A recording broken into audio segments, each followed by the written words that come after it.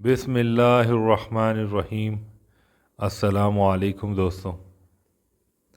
خانہ کعبہ جس کی طرف رخ کر کے آج دنیا کے تمام مسلمان نماز ادا کرتے ہیں، اس کی تعمیر اللہ تعالیٰ نے حضرت ابراہیم علیہ السلام سے کروائی۔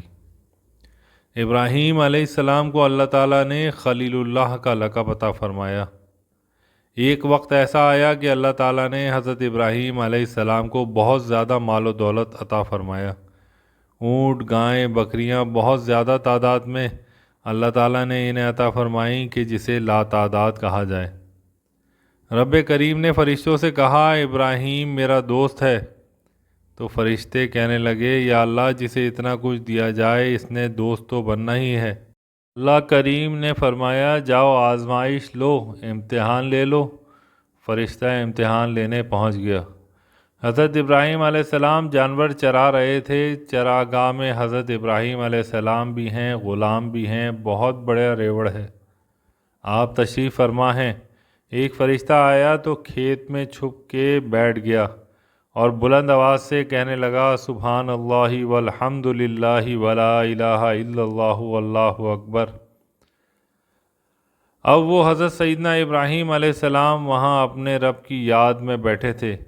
اس پر ان کو اس فرشتے کی سریلی آواز رب کا کلام پڑھتی ہوئی سنائی دی۔ وہ چھپ کر بیٹھ کے تسبیح پڑھنے لگا۔ بڑی سریلی آواز میں حضرت ابراہیم کہنے لگے، یہ تیرے رب کا نام کون لے رہا ہے؟ اور اتنی پیاری اور خوبصورت آواز میں ڈھونڈنے لگے۔ گھومتے گھومتے اس کے پاس چلے گئے۔ فرشتہ انسانی شکل میں تھا۔ تو میرے رب کا ذکر کر رہا تھا؟ اس نے کہا، میں ہی کر رہا تھا۔ فرمانے لگے، یار ایک دفعہ پھر سنا دے۔ ابراہیم پہلے تو میں اپنی مرضی سے کر رہا تھا، تو کہتا ہے تو پیسے لگیں گے، پیسے ہیں تو کر دیتا ہوں۔ حضرت ابراہیم کہنے لگے، بول تو کیا لے گا؟ میرے اللہ کا ذکر سنانے کا کیا لے گا؟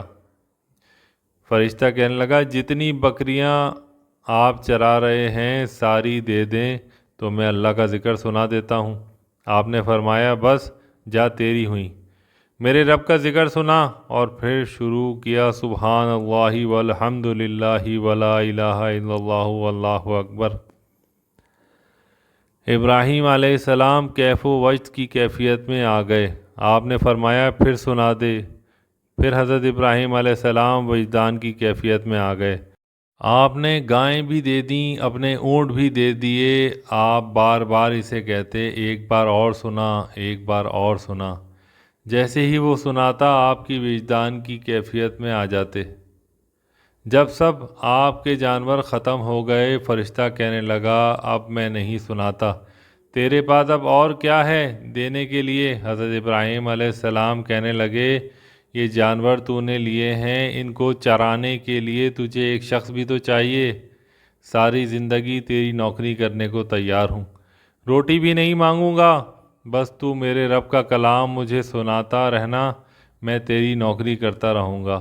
یہ کہنا تھا، فرشتہ رو پڑا اور کہنے لگا، ابراہیم مجھے سینے سے لگاؤ اور مجھے معاف کر دے۔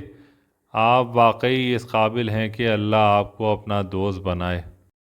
جب حضرت ابراہیم علیہ السلام کا موت کا وقت قریب آیا تو حضرت اسرائیل علیہ السلام آپ کے پاس تشریف لائے اور کہنے لگے کہ آپ کی روح قبض کرنا چاہتا ہوں۔ حضرت ابراہیم علیہ السلام کہنے لگے کہ کیا کوئی دوست بھی دوست کی روح قبض کرتا ہے؟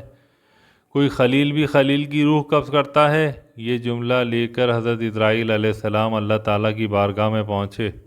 کہنے لگے، آپ کا خلیل یہ بات کر رہا ہے۔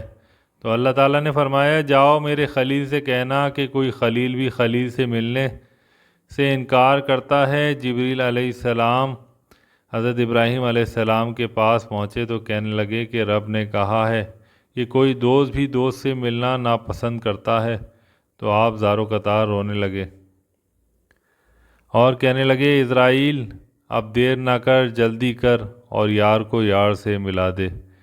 اس واقعے کو قاضی ثناء اللہ پانی پتی رحمۃ اللہ علیہ نے تفسیر مظہری میں لکھا ہے، اور میرے نبی پاک صلی اللہ علیہ وآلہ وسلم نے فرمایا، سیاہ ستہ میں حدیث مبارک موجود ہے، نبی پاک صلی اللہ علیہ وآلہ وسلم نے فرمایا تم میں سے جو رب سے ملنے کو پسند کرتا ہے، اللہ سے ملنے کا شوق رکھتا ہے، اللہ بھی اسی ملاقات کو پسند فرماتا ہے۔ تم میں سے جو رب سے ملنے کا شوق رکھتا ہے، اللہ رب العزت بھی اس سے ملنا چاہتا ہے۔